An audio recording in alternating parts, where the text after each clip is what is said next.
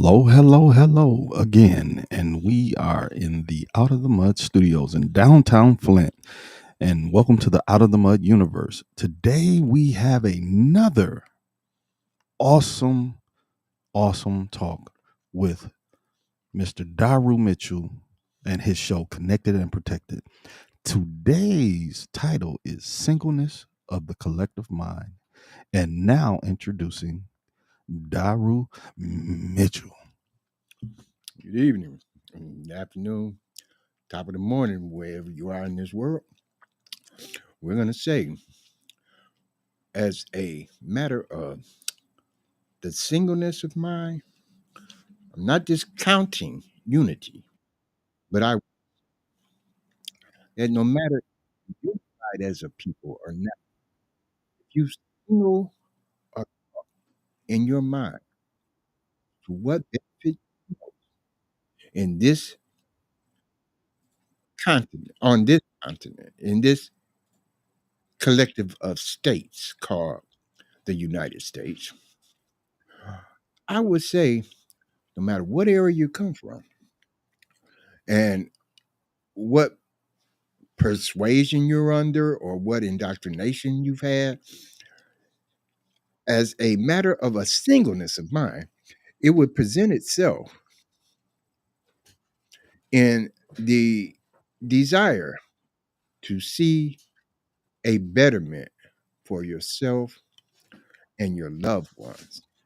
And as a people, under the nature that we have, I would say that love is the overriding factor that could bring us to the singleness of mind that would go about becoming a collective mind. And that collective mind would include in its wholeness all the people, not the group's names or the labels or the adverse conditions of varied cultures that they say we have or that we even claim ourselves. A mindset, a thought pattern, a simplistic saying to self from self. I want for me and mine better than I've ever known it to be because I never was told the truth about who and what caused things to deviate so much that we went into a state of confusion and being chaotic beings that we are. And I know this through a little research and a little knowledge of self that we were the chaos mentioned that they could only see as chaos. They had no ability, and by they, I mean those who came to these shores and saw a multitude of people, unlike themselves, doing and living in manners that they had no knowledge of because they didn't have the knowledge of the land. Yet they knew that there was abundance in this land, and that's what they were after, and that's what they chose to take from us. And the singleness of mind that I speak of is us returning ourselves to the ownership of all those things that they have utilized, exploited, stolen, hid away, turned around in the knowledge and the description of them, and made us to think that they no longer belong to us. They belong to them, and they have every right to keep them, but they don't. In singleness of mind, first, the knowledge of self takes you out of their hands, takes you out of their constructs, takes you out of the structure of any system that they have implemented, applied, and cohesively adjoined you to. The singleness of mind should say, I belong to that. I don't belong to anything that doesn't include all my people. And I'm gonna tell you one thing that all your people belong to. It's a struggle. It's the struggle of the self-awareness that we have that we must reattain all that is ours. If only in the knowledge of it. That's the part that keeps you separated from it, keeps you this keeps you having discrepancies over who you are, what you are, and why you are the way you are. There's no singleness of mind there. If it was, it would be something that would go along to the extent that I'm going to learn from my brother, not dispute that he knows what he knows until I find out in my own research or my own looking into something that that's not the way that I see it. Because in most cases, if somebody's telling you something for your benefit, it is just that, for your benefit. And regardless as to if you see it slightly differently, it would still be for your benefit that you even looked into it. So the singleness of mind would say, I want to know. I don't care how far in the past. And I'm gonna take it back to the past of this country. If you didn't do, if you only looked at all of the things that they call American history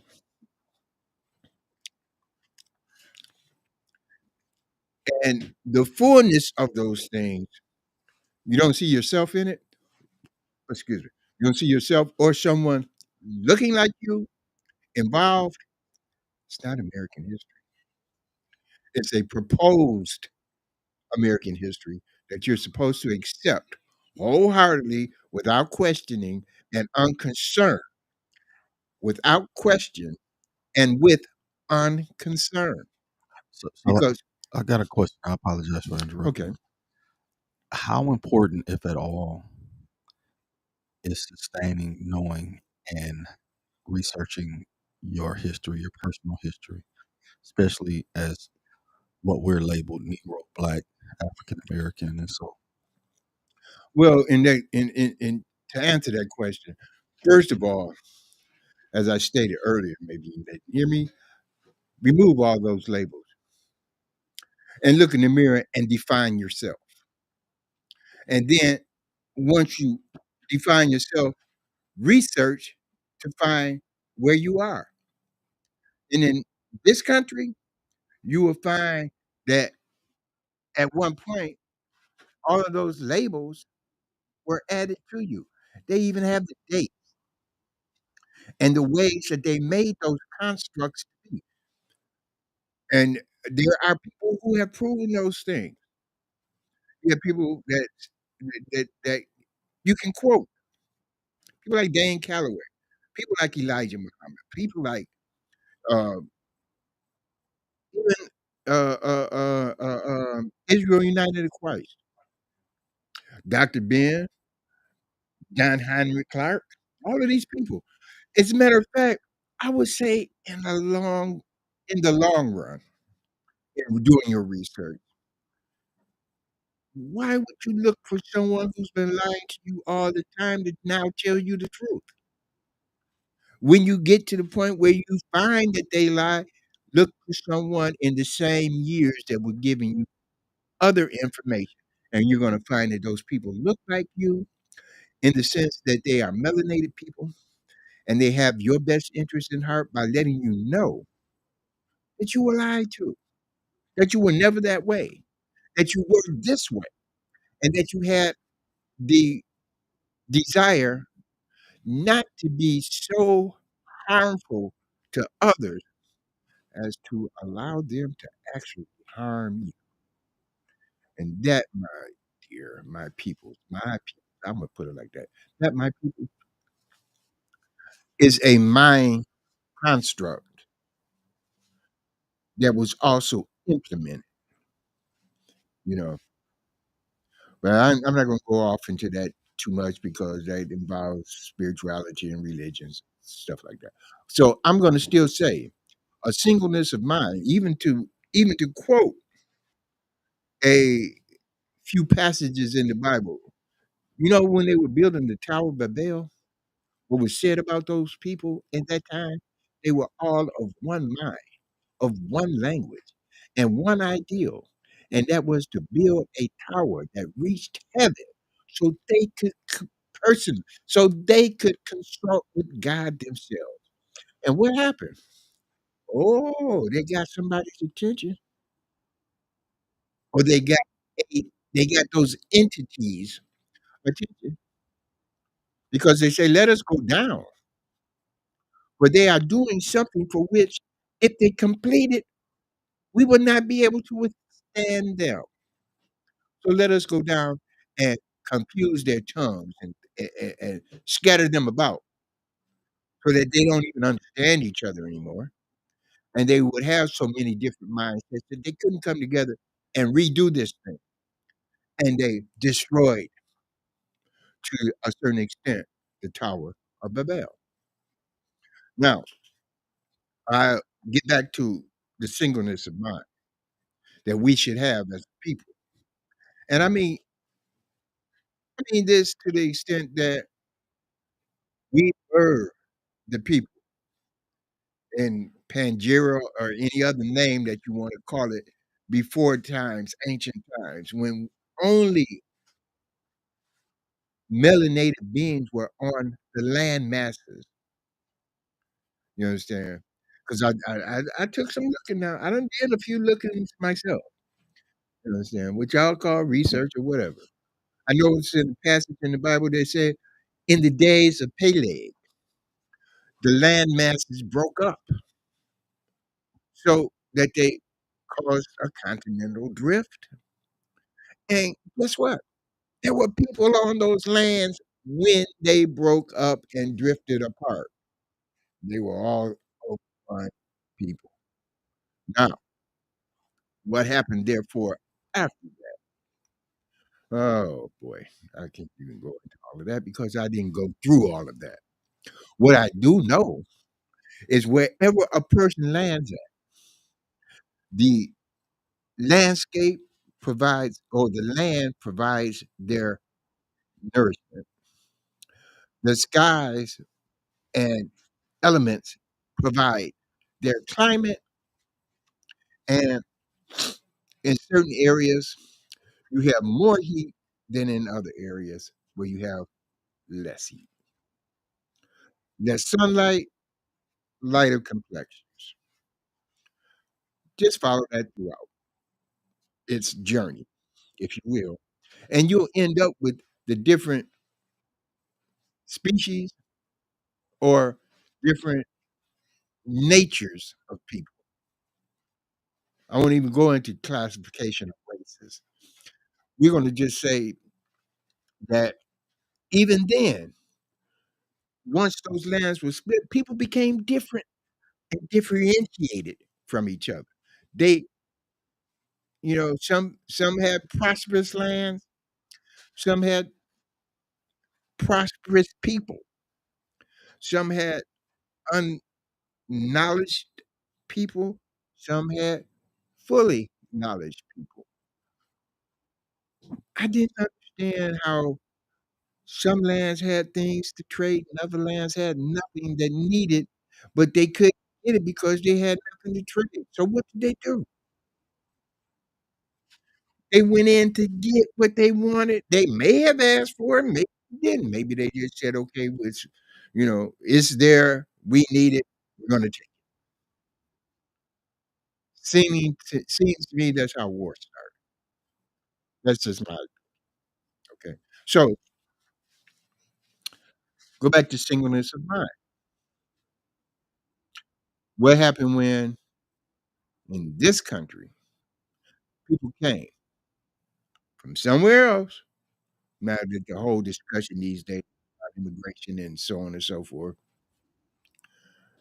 But mind you, Talking about Canada and Mexico, what, this stuff is connected, okay? These people are not foreign to either this land or this hemisphere or this continent, whether it be Northern America, Middle America, South America, Canada, Mexico, whatever you wanna call it.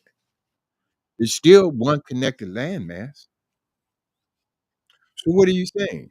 These people are so different in their knowledge of each other? No, no, no, no, no, no. They're different in how they were invaded, colonized, repopulated, population change, and so on and so forth. Because I'm gonna tell you, people from this country was taken to other places and placed to do things that they didn't have any way of not doing because they weren't on their same soil. They had to contend with living under somebody else's control because they were taken there and made just to survive. So now that we're not singleness of mind. We're no longer necessitating or being it not being necessary for us to continue to think that we have to live in survival mode. Point blank bottom line. Even those who are getting government assistance is doing just that. They're getting government assistance. So there's no need to feel as though you're dealing with yourself in survival mode. You're being assisted in dealing with yourself. And that should not be for a lifetime. If you're looking at it like a handout, you need to change your thinking to being a hand up and out of them handing out to you your needs by meeting your own needs somewhere down the line. And first of all, it's a state of mind, a singleness of thought that says, hey, if we as a people start doing it for ourselves, we no longer need them. And the only thing that is stopping us from doing for ourselves is all of the things they put in place to make it that makes it, you know, tedious, a struggle to do things for ourselves, which we have now given them the technology to do for us. Do we forget? Martin Luther King said it when they were not giving us anything, they were giving away hundreds of acres of land. They were mechanizing those people with the materials to farm that land. We was farming it first. How you think we took care of millions of people and tribes and nations across this country? What do you think we traded in amongst each other? We didn't have a need for all that metal stuff, even though we had gold and silver coins, which they found we had. And they even at one time they took it out of circulation. Who understood that? Who understood that that's what was going on for a particular reason, so that new generations don't even know little to nothing about it. No anybody telling no kids, "Look at here. There was one time that quarter was pure silver." I don't know what it is now. I know it got copper in it. That's not the most expensive metal in the world, you know? As a matter of fact, we were even coined at first. You get a penny, it had an Indian head on it, and we were called copper colored people. How about that? And copper coloration can go from bright and shiny to black, dull black at that. Anyway, let's go back to this thing. I would still reiterate that in order for us to get the knowledge of ourselves, we have to get that knowledge from the people who are us and tell us about us with all sincerity of you knowing yourself. And even those who have the spiritual understanding of the universe, of the chakras, of the way to meditate, go inside yourself for self-identification. Know thyself was what they wrote on the ancient walls in Egypt. For you to even enter into the mystery schools of learning, not education, the mystery schools of learning. You understand? That singleness of mind was first to know thyself. You know, Christ even said it. According to the Bible, the kingdom of heaven lies within you. So why are you looking for it in the sky? What do you think you're going to make here on earth? If it's in you and you bring it out, it's going to be on earth. Why let someone else call you to be in hell when you contain that heaven you have within yourself? Knowing these things, knowing that, and utilizing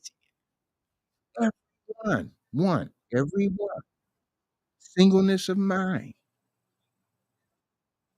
There's no hurt there. There's no harm there. There's no bad intention one for another. Say, love thy brother as thyself. What? How hard is that to understand? How hard is that to accept? I know we have plenty of ways in which we have discarded that, and plenty of ways in which that has been made to be so totally disregarded as to how you come up, what bag you got, you know, what is your desire to be other than what your true nature is. I mean, even those that killed each other and so on and so forth, they still say, I love, and I love. I love my brother. You understand?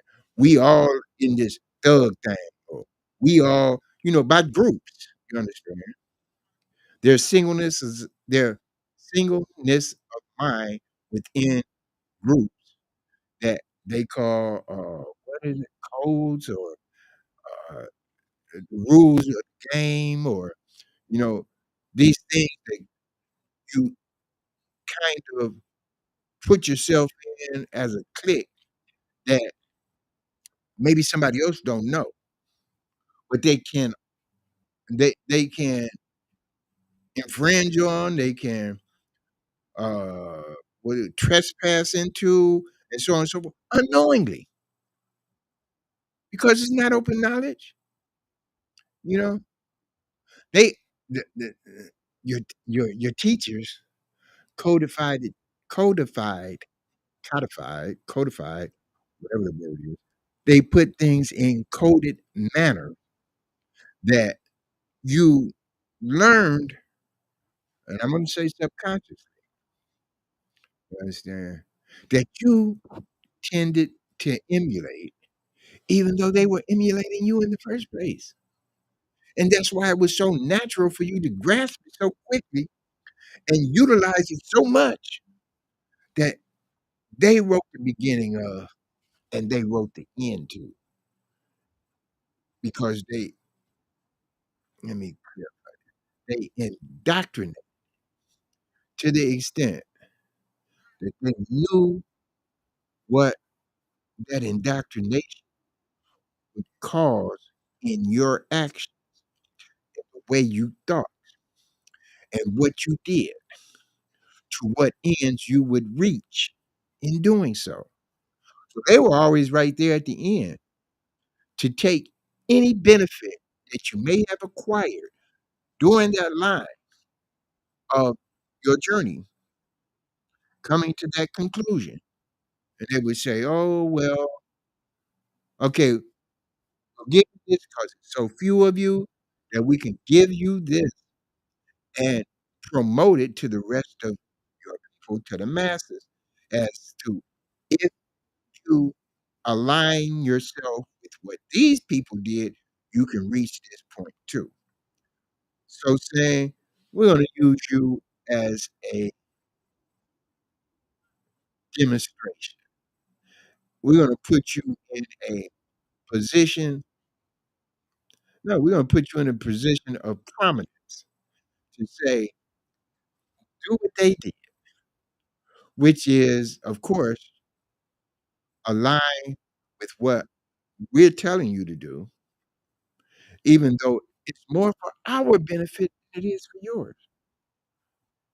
But if we have enough people paying to learn how they did what they did, they're gonna get that much out of you, which is why I oh my goodness, which is why I would hesitate not to well, that's why I would not hesitate to say, they can charge you whatever they wanna charge you for the education that you claim that they claim they're giving you, when all they're telling you to do is read a book and think about what we're telling you that book says in the manner that we want you to think about it so that you can see how it whatever was constructed from that mindset that those people were in. And if you can assimilate that into your mind, you can do the same thing, okay? But they don't tell you to go past that thinking and set up your own structural thing. Formulate your own industry, formulate your own businesses, make it so that you can sell yourself or whatever products you make or whatever you whatever you want to share with the masses, your people, for their benefit, that they may decide that what you charge for it as a compensation for you getting for for the compensation that you don't mind giving them, which might be a price. But I bet you one thing is much more minimal than what they charge you to take that raw material of your thinking, okay, take it through their facilitation of how they say, "Oh, we can use that. Let's let's let's cloud it up this way, give it this turn, that turn, add this to it, add that to it, and say it's our ideal name and give it some means by which we can implement it into society, and only those who grasp all of the factors can get a job and mass market it so that it's filling a need that was never there in the first place. We just made it because you had the idea. It's very, very simple when it goes to a single thought. Now just think of it. If everybody looked into the depth of themselves and they looked at all of the things that are giving them a problem in life, and with singleness of mind, say, I'm gonna let that go, not gonna have it, not gonna reproduce it, and I'm gonna alleviate myself of it. Alleviate means I'm going to let it go. I'm not gonna have that struggle because I don't see what that struggle is impeding me from doing as so necessary. You understand? In other words, the goal that I intend to reach, I had to struggle toward it when I already have it. It's already mine. you know, let it go. See what happens to it. Then you can truly own it. Because if you're not working for one thing, then you have the time to work on what's necessary for you. And I'm going to say that to the extent that you got to make sure it pays you because all of these bills and all of these other things that have been made for you to deal with on a need basis be much easier to deal with if you weren't dealing with what you were told you wanted at the same time. Because if you, yeah, I mean, if you just strip down yourself to what you need,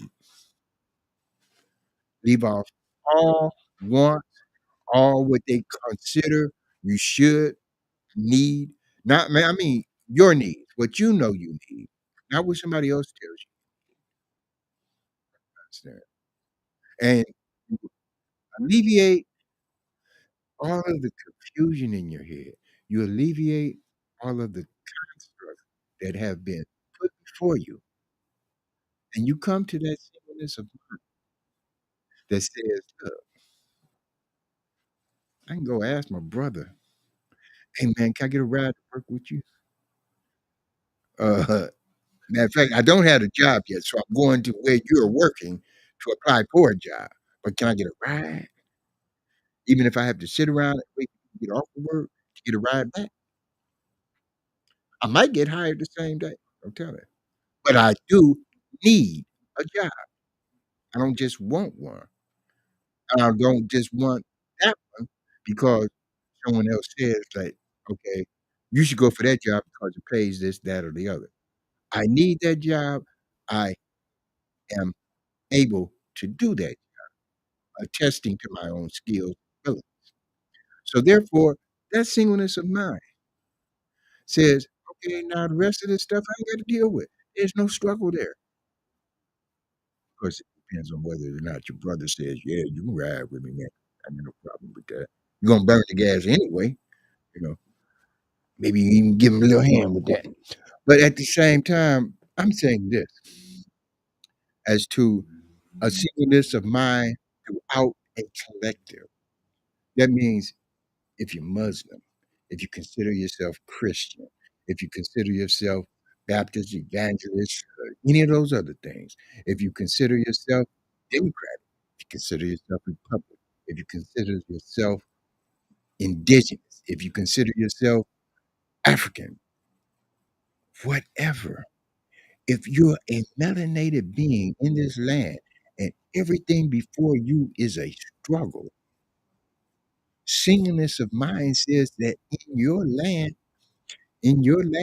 you ought not to be struggling at all or anything because you can do enough with each other, for each other, and because of each other to make that struggle go away.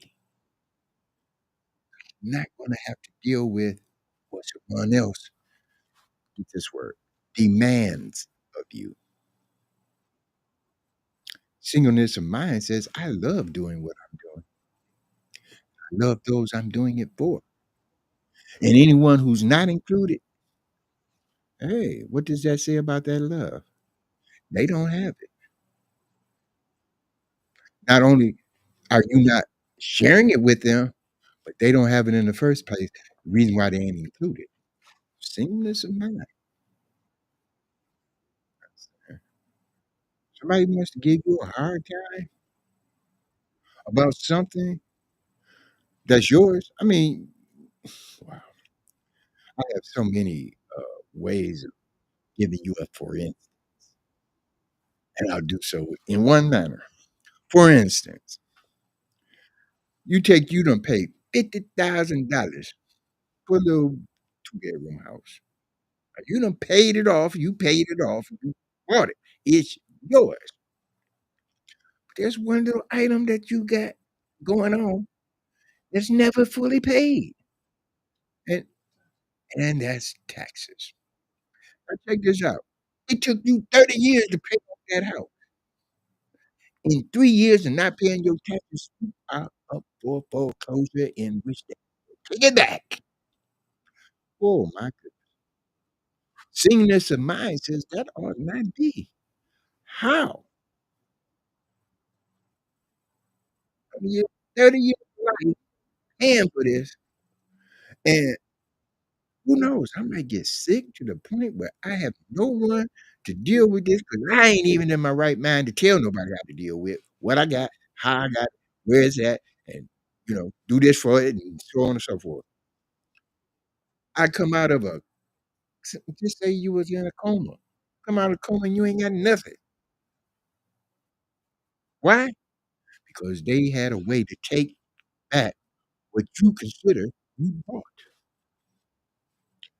So much so, think of this land, think of this country, think of the fact that all of these people that came from foreign countries or came across the water, came from somewhere else, as Obama would say.